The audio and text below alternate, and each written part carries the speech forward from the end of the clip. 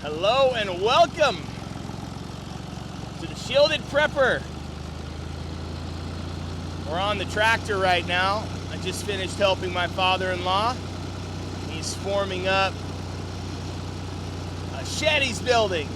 And boy, do I have another story for you. And truth be told, this one's a bit of a sensitive topic.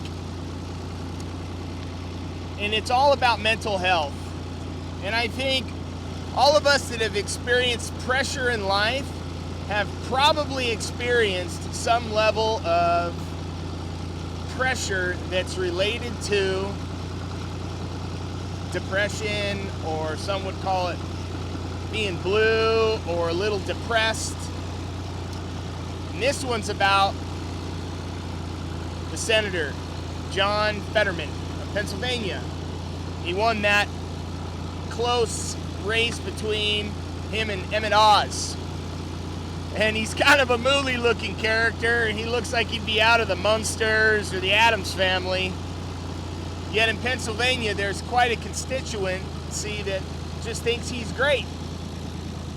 And so he wins. And this is an example of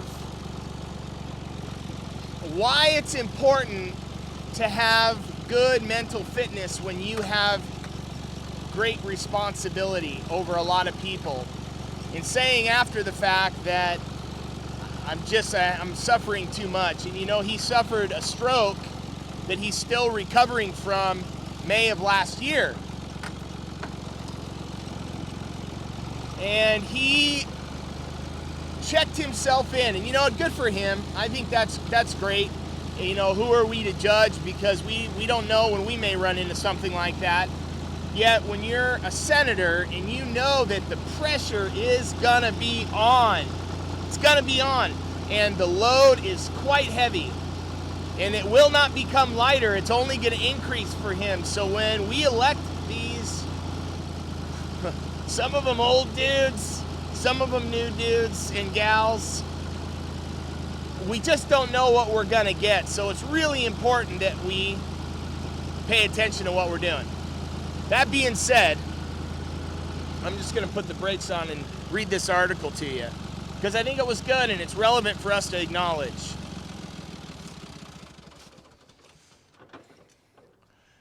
Senator John Fetterman checks into hospital for clinical depression. This is USA Today.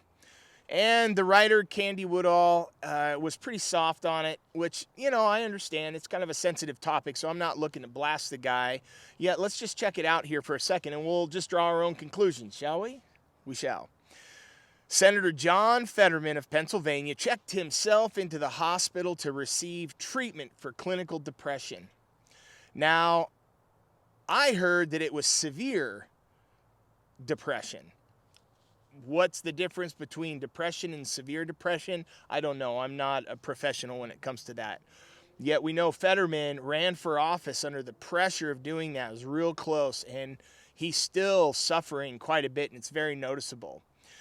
Fetterman's latest statement comes as he is still in recovery from a May stroke that has required the use of closed captioning to help him communicate on the campaign trail and in the Senate. He is now a senator that has to have his comments prepared for him by his staff.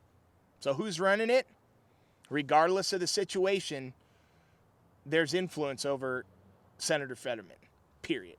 I don't believe any other way, because when you rely on your staff to put together these things because you do not have the capacity to conjugate these sentences on your own, we have to be aware of that.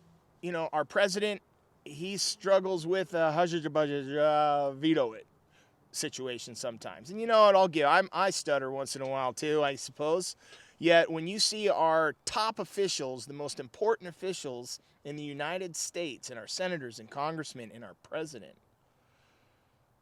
stumbling like that, it just puts a check in your spirit, regardless if you're Republican or Democrat.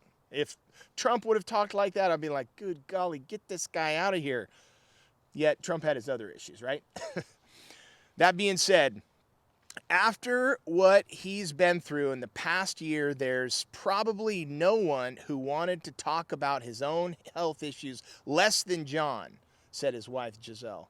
So they've been protecting him, and he did not desire to talk about his depression. What would that have been like on the campaign trail had he opened up and said, I suffer secretly from depression or severe depression, regardless of what it was, regardless of how valiant his effort was for the people of Pennsylvania that he represented. And he may have had all the intentions in the world of doing an excellent job based on his opinion politically.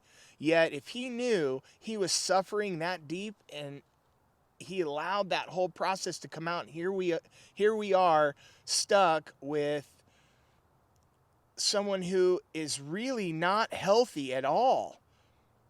And I'm not shaming him for being depressed. And it's admirable to be able to admit that you've got a problem and you're suffering secretly. So he's doing the right thing, I suppose. Yet, come on, we have to pay attention to these things, and we should have known this. Same with our current president. How is he? How is his health? Now, as a sitting senator, his condition is raising awareness about mental health. So if we are standing back and watching him suffer, and he has now become a poster child for mental health and the honorable side of letting everybody know, yet we couldn't know before, it's kind of sad. It's kind of sad that we didn't know. Maybe he didn't have any, and I don't know the situation. I'm just sharing with you some of my thoughts. We're in a really serious time in our country and in this world, and we have to have our elected officials on the ball. We are decisions away from being in really difficult times, and we're in difficult times now with inflation and the border issue and this kinetic war that is going on between Russia and the Ukraine, and our involvement with NATO, and the situation with the devaluation of the dollar. It's balloons flying everywhere. It's just unnerving. And I desire our elected officials, whether they represent me and my state or you and yours, to be cognitively competent and not have to rely on their cognitive staff members to write their speeches, and senators, and have to have their wives speak for them. Just my thoughts. That being said, following Pennsylvania, fellow Pennsylvania Democrat Senator Bob Casey, who's recovering from prostate surgery, said on Twitter that millions of Americans struggle with their mental health, and I am proud of Fetterman for getting the help he requires and for publicly acknowledging his challenges to break down the stigma for others. I get it. They have to say something nice about it, and I agree, saying something nice about folks that are standing up for their own mental health is not a horrible thing. Yet when you put them in extremely important positions in our country, and we know that they're still sick or recovering from strokes, it just makes you ask yourself, are we vetting them well? Like our military. When these young men and women sign up, they have to go through cognitive testing and physical testing and health testing and background checks. And qualifications matter because it is dependent on the type of job that you have. All I'm saying, Senator Fetterman, we wish you well. I'm sure you're a nice guy. I don't believe that the right decision was made to go all the way, because I believe that you still required time to heal. Brother, time to heal. Yet you had a mission, and I understand pushing into that mission. Yet now, I hope it recovers. I hope you're able to stand up and that it doesn't impact your ability to be able to serve the great people of Pennsylvania well, that you promised to go there and do whatever you said you were going to do. You and I don't agree on politics, yet at the same time, we're both humans, and you've worked hard to get there, regardless if I agree with how you did it. Yet let's ensure that we are being mindful of the voting so that when it does come our turn, that we're picking candidates that we know have the strength to weather the pressure that our current candidates are under, and our current senators and congressmen and women and our president and his staff. They're under a lot of pressure in our states. Let's send good ones. It's super important right now. And if you agree with that, give me a thumbs up in the comments. I'd like to know what you think.